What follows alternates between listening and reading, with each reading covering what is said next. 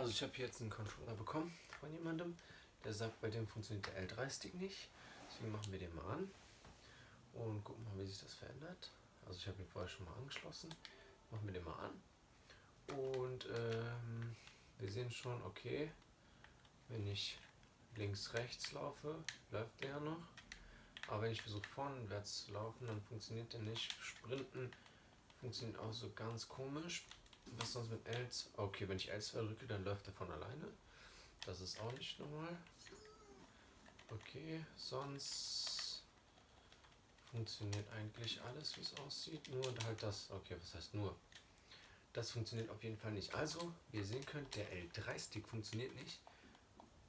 Okay, jetzt funktioniert der bis. Also, damit kann man nämlich spielen. Er funktioniert nicht. Wie man sehen kann, ist ein Pro-Controller. Und jetzt zeige ich euch, wie man den L3-Stick davon repariert.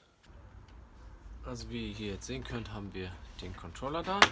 Und was ihr dafür braucht, sind wahrscheinlich Teile für den Stick. Das gucken wir uns aber erstmal drin an. Ihr braucht auf jeden Fall einen Lötkolben, Lötzinn. Wenn ihr es da habt, es wäre gut so eine Lötpumpe, die das dann rauszieht, das Lötzinn für später. Ansonsten wäre es eigentlich an Utensilien, die wir dafür brauchen. Natürlich einen Schraubenzieher, wie immer, und Werkzeuge, um das aufzubekommen. Den Lötkolben könnt ihr schon mal von Anfang an heiß machen, denn das brauchen wir. Könnt ihr von Anfang an heiß machen, den brauchen wir gleich noch.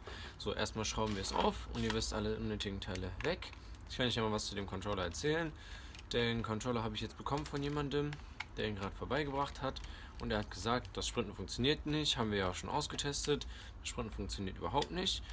Aber er hat ihn schon mal geöffnet und was versucht am Stick zu reparieren, laut irgendwelchen YouTube-Videos, die ihm dabei helfen sollten. Naja, anscheinend hat es ihm nicht geholfen, er hat es nicht geschafft und deswegen ist er zu mir gekommen. Außerdem wollte er noch einen SCAF-Umbau haben. Den mache ich ihm dann im Anschluss, nachdem ich das repariert habe. So, sonst hat ihn noch nicht gut geöffnet. Den machen wir mal hier auf. So, einfach auseinandernehmen. Perfekt. Da der Controller jetzt an ist, drücke ich mal kurz die Reset-Taste, damit er einfach ausgeht.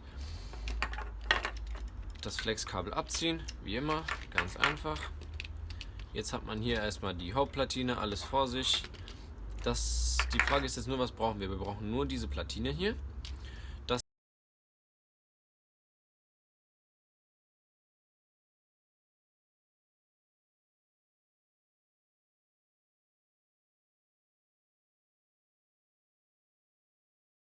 So, dann gucken wir uns jetzt mal an, was der Typ schon mal gemacht hat. Denn das hier brauchen wir momentan auch nicht. Das ist ja auch nur die äußere Schale. Jetzt haben wir das Hauptboard, das Motherboard. Und wir brauchen auch dieses Plastikteil nicht. Jedoch haben wir hier ein Problem. Denn das Plastikteil ist mit der Platine verbunden. Es ist da dran geklebt durch diese Kabel hier, die man hat. Das Mikrofon ist ein bisschen leiser, aber sonst, die sind durch diese Kabel verbunden. Das heißt, die müssen wir abmachen.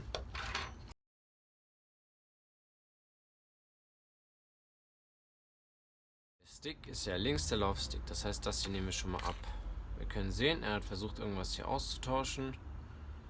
Gelötet hat er noch nichts. Das sieht man daran, dass die Lötstellen genauso sauber sind wie vorher. Hier hat sich nichts dran verändert. Aber, ja. Die Kamera jetzt ein bisschen abgesenkt. Hier ist hier die Hauptplatine. Und in dieser Hauptplatine müssen wir jetzt das erstmal öffnen. Hier habt ihr an der Seite so Clips, die ihr sehen könnt. Hier zwei kleine Clips. Einmal hier auf der Seite und einmal auf dieser Seite hier. Und diese beiden Clips müssen wir jetzt erstmal aufmachen, indem wir die reindrücken mit der Pinzette. Einmal hier reindrücken. Und einmal hier reindrücken. Theoretisch sind hier oben jetzt so Spalten. Die könnt ihr dann aufdrücken. Im leichteren Fall. So, jetzt das hier schon offen. Ein Indikator immer dafür, dass es kaputt ist das hier außen, dieser schwarze Kreis. Wir nehmen das hier jetzt mal raus mit der Pinzette. Wenn das zoomt, sieht man das besser. Hier so. Der schwarze Kreis, diese schwarzen Spuren hier überall, die man sehen kann, diese dunklen Spuren drumherum sind ein Indikator dafür, dass es defekt ist, dass es schon stark benutzt wurde und ausgetauscht werden sollte. So, jetzt gucken wir uns mal das hier an. Denn das hier ist auch nicht viel besser. Hier sieht man so Spuren innen drin, welche auch nicht dorthin sollten. Diese gehören auch wirklich überhaupt nicht dorthin. Dies bedeutet nun, dass wir den kompletten hier rausnehmen können eigentlich. Das hier nehmen wir raus, indem wir das rauslöten und tun ein neues grünes hiervon dran und einen neuen weißen Chip. Das Rennen an sich, so, wir haben jetzt hier nun wieder das alte Teil, um uns die Arbeit zu vereinfachen, denn die hier sind miteinander verbunden, die Punkte. Knipsen wir das hier ab, beziehungsweise wenn wir das wackeln, ganz schnell einfach nur vor zurück, bricht das hier ab. Die kleinen Konnektoren, die brauchen wir sowieso nicht mehr, daher ist es gut, dass die weg sind. Dies erleichtert uns eine Menge Arbeit. So wie aus Zauberhand haben wir natürlich jetzt schon das neue Teil, was auf uns wartet und welches eingelötet werden muss.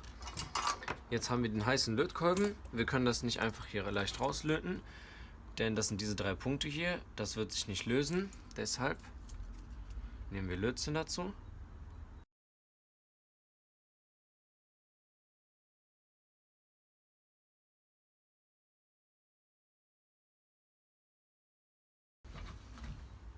Dieser eine Stift rausgezogen. Die Kamera will nicht fokussieren, so egal. Auf jeden Fall so ein kleines Stück Metall ist hier rausgezogen. Und das war ja hier drin. Dann gehen wir damit weiter.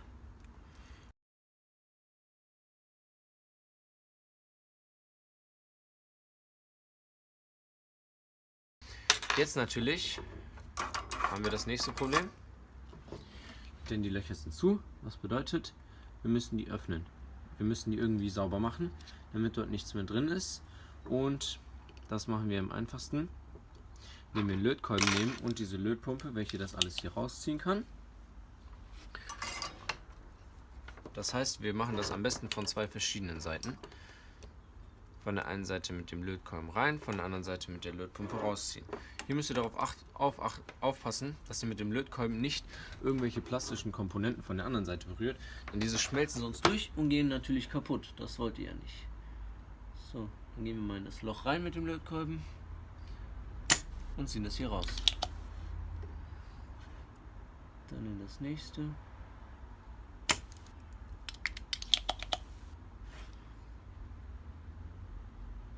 Und das hier auch noch. So, mal sehen. Ja, das hat ja wunderbar geklappt. Wie man sehen kann, sind alle 3 Löcher frei. Und nun kann man das Ersatzteil dort einbauen. Nehmen wir das erstmal wieder hervor. Und stecken das von innen durch die 3 Löcher durch. Das funktioniert natürlich schwer mit dem weißen Teil in der Mitte. Deshalb nehmen wir das erstmal raus. Wieder. Nicht verwechseln mit dem alten Teil, was hier liegt. Das tue ich schon mal da rein. So, da rein. Und jetzt stecken wir das wieder rein, wo es vorher war. So, genau. Zumachen.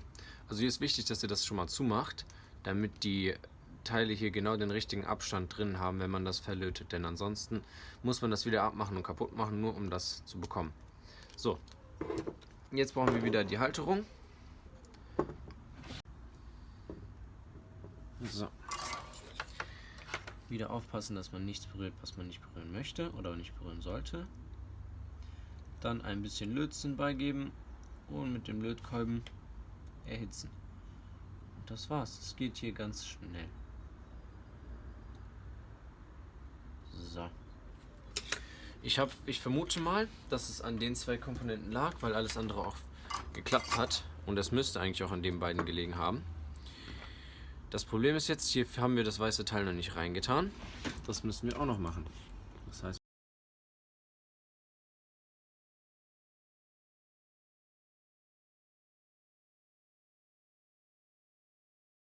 hier aufpassen, wenn ihr das reintut.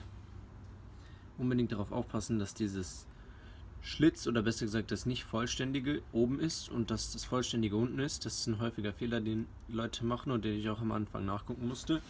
Denn ansonsten funktioniert gar nichts. Und wenn ihr das überprüft habt, dass es so ist, einfach fest zuklicken. Dann ist es schon fertig. Und jetzt mache ich mal einen Speed-Zusammenbau, damit ihr nicht so lange warten müsst.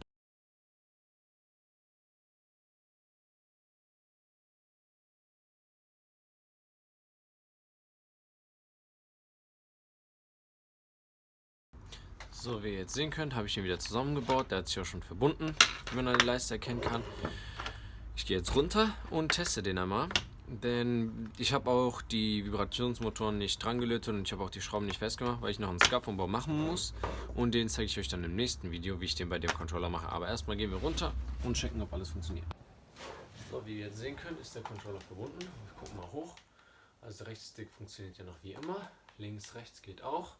Und jetzt das Spannende, L3 funktioniert auch. Man kann ganz normal damit laufen, rennen, sprinten, wenn es sein muss. X funktioniert auch wunderbar. Alles funktioniert wie es soll. Genau wie nach Plan. Von daher ist der Controller fertig. Ich habe euch gezeigt, wie man L3 repariert bei dem Controller.